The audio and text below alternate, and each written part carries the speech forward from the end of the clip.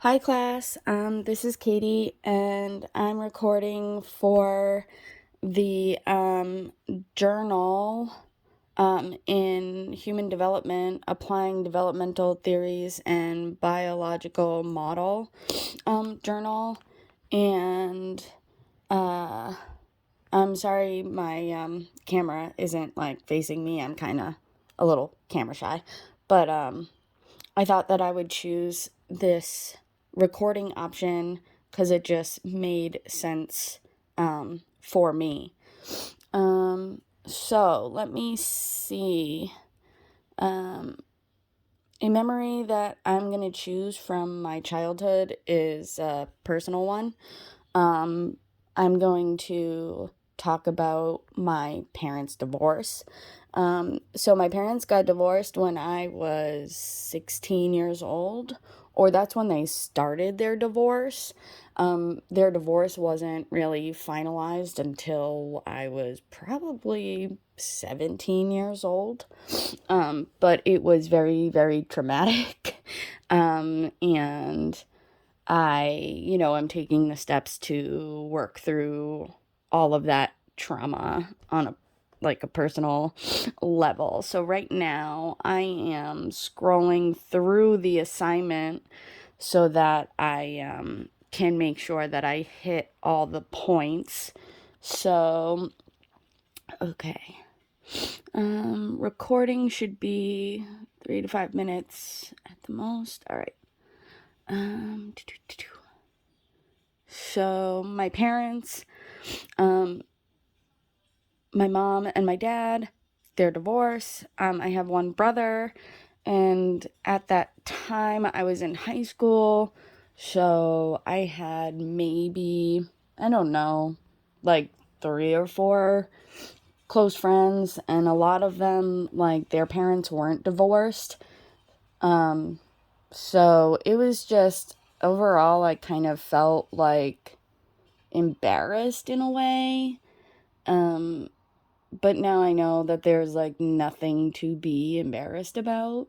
But yeah, my parents should have been divorced like way before they they got their actual divorce. Um so let me see. So I was in high school. I think I already said that. So my parents, through their divorce, didn't really they interacted with my school and stuff while I was in school, but mostly my mom did all that. Like, my dad didn't really do much of anything. He was extremely, like, passive aggressive and just, like, sat on the couch and didn't really interact with, like, any of us. And so when he did interact with us, it wasn't so much to, like, be involved, but to just, like, really scream and yell, and like his face would turn purple and like ugh. But when my parents were together, and my dad would scream and yell, like, he's from Brazil, so his first language is Portuguese, and when sometimes he would get so angry that he would just revert back to um, screaming and yelling in Portuguese. And, like, unfortunately, the sad thing is I don't speak Portuguese at all. Like, he could have taught me, but because of his own issues, he didn't. So, during this time, my parents didn't really interact with my friends because I only had a few. I mean, like, my close friends, sure, but there wasn't much interaction. Like, my dad wasn't really around. And my mom kind of did most of the interaction, which was fine. Like, if they're coming into my house, she's gonna be there, so they're gonna interact, and I don't know. During this time for like community, my brother and I were involved with a youth group that's in our town. Munson had a youth group through the Munson's First Church. So we were a part of that, and we went on different community service trips out west and like did community service there. We weren't really religious. When I was younger, like when we lived in Boston, I remember going to church all the time. But other than that, like when we moved out to Western Mass, we didn't really go to church at all. Um, so when I was 16, I didn't have a job at that point. I didn't start working until I was 18 years old. But my parents, um, my mom was a stay-at-home mom, and my dad was a mechanic. He made okay money, but then, like, during that time, he lost his job. So that was, like, really, really tricky. Um, we were kind of, like, not even in middle class anymore. So it's okay. I just remember, like, during their divorce and all of that time, not knowing, like, if we were going to be able to stay in the house we lived in, but it's what it is now. I don't have to worry about that, but it was a lot of stress for everyone. Let me see.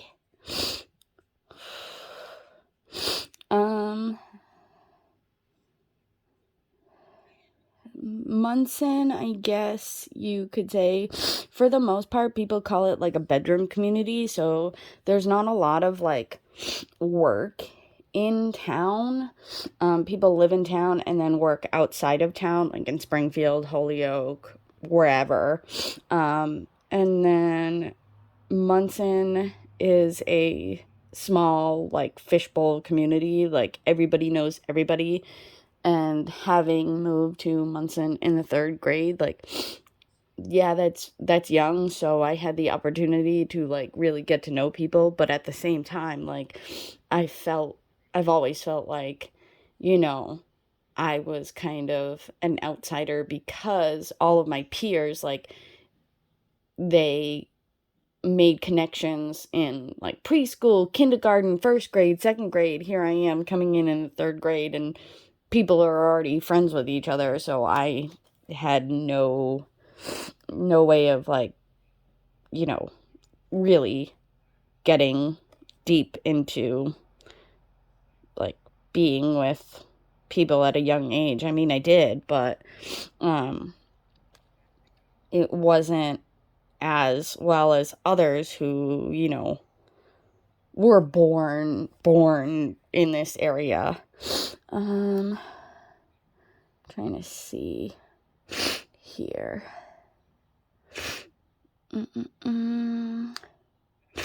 So, when I was 16 and my parents were going through a divorce, the thing I remember the most, what was going on in the world at the time, Obama was president. Yeah, Obama. I don't really remember all that much about, like, I don't know, anything worldly, because there was just so much stress at home, like just passive aggressiveness, like yelling. Like my dad was just really, really, really angry. He used to say a lot that he like hated it here, which I don't, that it just like has really just, yeah, made me feel at the time as if like, if you hate it here so much, like, does that mean you hate like being with me?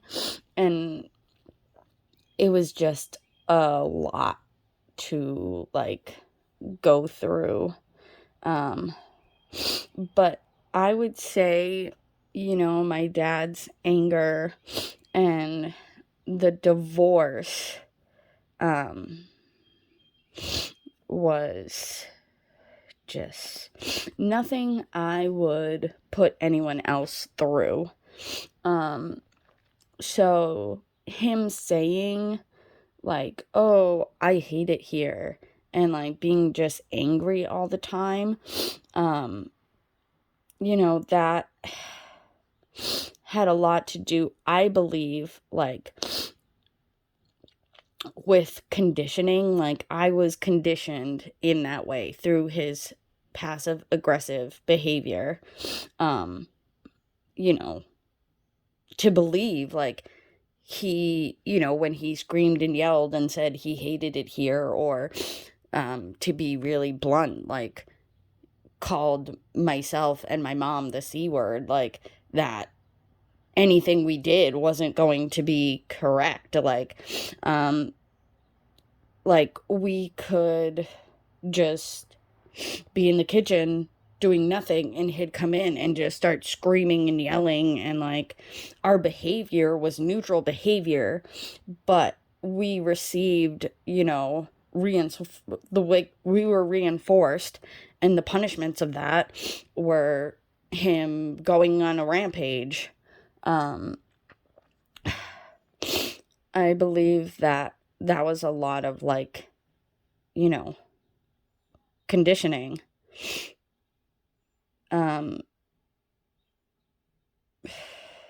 Jeez. I never thought that I would have to, put human development theories, to, like, compare them, or, like, explain my parents' divorce in such a way through the lens of, a human development theory. Sorry for my sniffly nose. It's just been raining. It's so humid, and yeah. Let me see.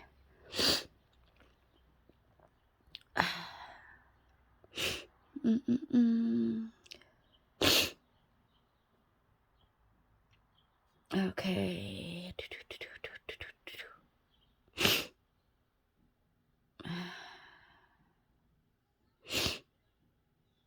Oh, what am I'm looking for, because I want to be able to, like, do the APA quote later. So I'm looking at the lifespan and human development theories PDF while I talk about this. So I'm not just, I know I'm rambling now, but I'm kind of nervous, and I'm trying to, make sure I have all the topics that I want to talk about. Anyway. So during this divorce, it was really rough. I've found that over time, at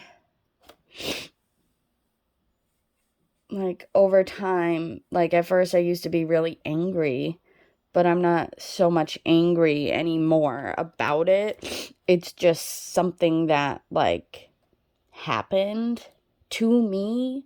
I had no, like, control over it because I was 16. It's just a shitty situation when your parents are fighting all the time, and your dad is just rampaging or extremely passive aggressive and won't talk to anybody for days on end, because he believes that, like, everybody is against him, when in reality that wasn't true. I think the worst part of that is, like, before they officially got their divorce, on my 16th birthday, my dad straight up told me, that I was no longer his child, that I didn't belong to him, that, he was disowning me. Yeah, that day wasn't a fun day. But I've come to, like, see it as, like, I had nothing, none of my behaviors could fix how he felt within himself. Like, there were a lot of, like, issues within himself that he needed to fix, like, overall. I don't know if I'm doing a good job. I hope that I would be doing a good job of talking about this, time in my life. I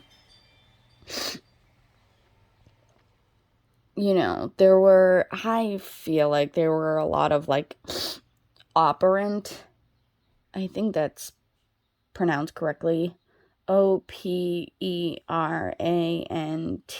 operant conditioning, because I learned to associate his screaming and his yelling with, like, consequences, like whether he was gonna leave, whether he was gonna, like, start, like, throwing things, like whether he was just gonna, like, sit on the couch and, like, not speak to anybody for days on end. Like, I learned through this behavior to just, like, stay away and not get involved, and it's just, hard.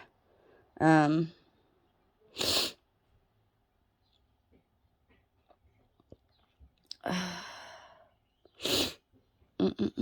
me see.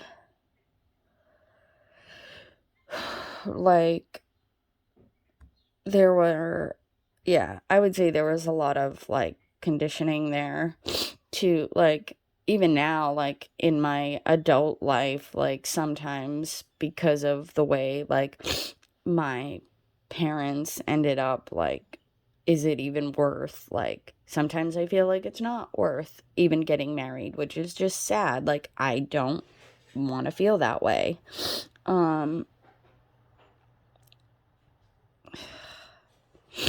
But let me see.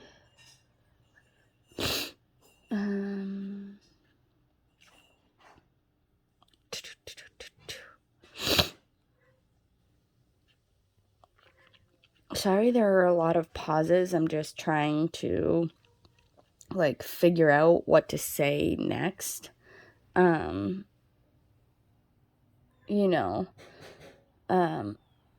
Another part of this divorce, like, I think it had a lot to do or play a part on, like, myself and my brother and our psychosocial stages of development, such as, initiative versus guilt. It says here that this age group is, like, 3 to 6 years old, but I don't believe that it's just for that age range. I think, initiative versus guilt can come into play at any age range, because during this time of my parents' divorce, like, I had no control over, like, my home life, what my parents did during that time. Like, I couldn't assert control over myself, or, couldn't assert control over, like, how I felt. So in the end, there was a lot of, like, feeling guilty for not being able to, one, stand up for myself, stand up for, like, my brother, stand up for my mom. Like, there was just a lot going on there. And there was just a lot of distress. And I've also felt like there was no control over autonomy versus shame. It was all interconnected, just with all the screaming and the being told, like, it's just a hard topic to talk about. Like, who tells their child that they're no longer their child and that they're just gonna, like, oh, well, like, you as a child are not making effort and time for me. Like, no, you're the adult. Like, you're the adult. You have control over the situation and what's going on in that child's life. Like, it's not fair to turn it around and, like, make it about you and how the child doesn't, like, pay attention to you. Like, no, it's the opposite. And so I've always felt like,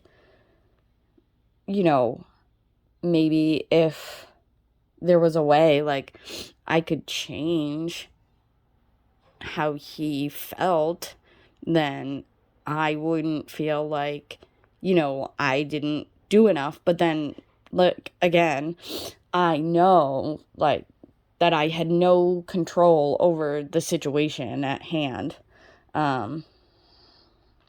But yeah, so initiative versus guilt, which I believe can happen at any age, of initiating activities and asserting control over their world through social interactions, and play. Well, like, my social interactions were, parents, my dad, like, yelling, screaming, whatever. And then my only escape was school. But even in school, like, if my parents fought before I went to school, then it just affected school. And overall, like, just a lot of, like, feeling like, oh, because I can't fix this, like, then it's my fault. And then, the autonomy versus shame, like, I had no control over that either. And, like, my actions, like, there wasn't anything wrong with what I was doing. I was being a 16-year-old, and doing what 16-year-olds do. Go to school, like, hang out with friends. They're in sports. Like, I was, when I was 16, I did lacrosse, cross country, track, swim team. So I did a lot of sports. And I guess, like, I had control over those, but my environment, like, at home environment, was just not suitable. And there's a lot of shame that comes with that too. I don't know.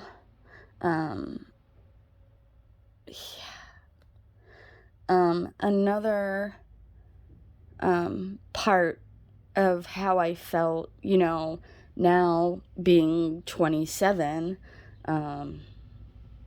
I look back at the time when I was 16, and,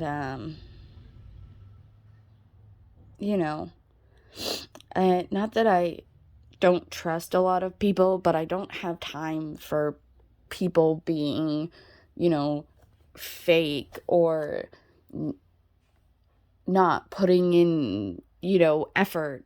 And I try to put in effort in my relationships, especially, like, my friendships, because I don't want to be isolated. And from my friendships, I've gained a lot of, like, insight, because my friends, they've had similar situations, so we can rely on each other and, like, share experiences, and relate to one another. But yeah, it's just hard trying to be in this place of, being in this place of trying to please others so much because of what happened to me, that, like, I don't know. I've, like, yeah. Um,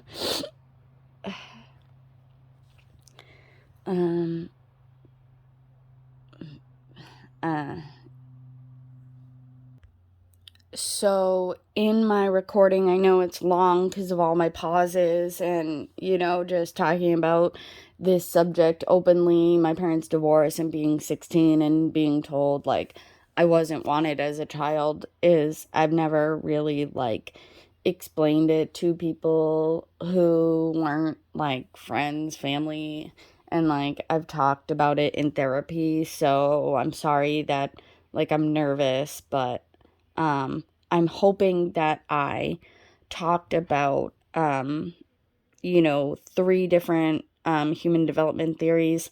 I believe I mentioned psychosocial behaviorisms and cognitive psychology, um, like the conditioning and, um, let me see. There was one that I was going to, is it down here? Oh, I was going to talk about theory of mind through this like lens of like this thing that happened to me that clearly, as you can hear and me trying to explain it, was traumatic. But everybody has trauma. So, theory of mind is understanding that people have thoughts, feelings, beliefs that differ from one's own, usually between 3 to 5 years old, is when we start to understand that. But I find that this theory of mind stays with us, and like it gradually develops, and we come into this place of like taking our own experiences and trying to put ourselves in the shoes of other people, so therefore we can get a better understanding of someone else's feelings and beliefs that are not the same as our own. But during this time period of like my parents' divorce, like I feel like maybe it's just hard to put yourself in someone else's shoes when they're just angry, screaming, yelling, passive aggressive, like they just like really are abusive. But I was able to, not necessarily get like feedback from my friends at that time, but I felt like I had good friendships, so I felt stable with being not so much reliant on their feelings of what was going on, but like knowing that they supported me at that time. Now, with my friendships that I have now, like I have so much support and understanding, and you know, um, because my friends now have been through similar situations, we can, go back and forth and put each other in each other's shoes in a way that helps me, feel better about what happened to me, even though I had no control over the situation. Um, what else did I want to talk about? Um, mm,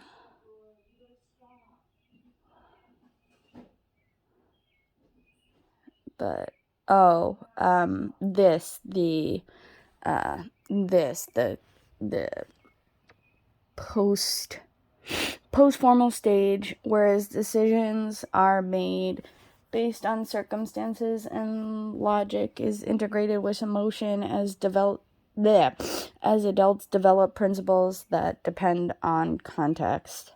That was a very emotional time in my life, especially being in high school, then living in a small town, and being 16. Like, you know, I just felt like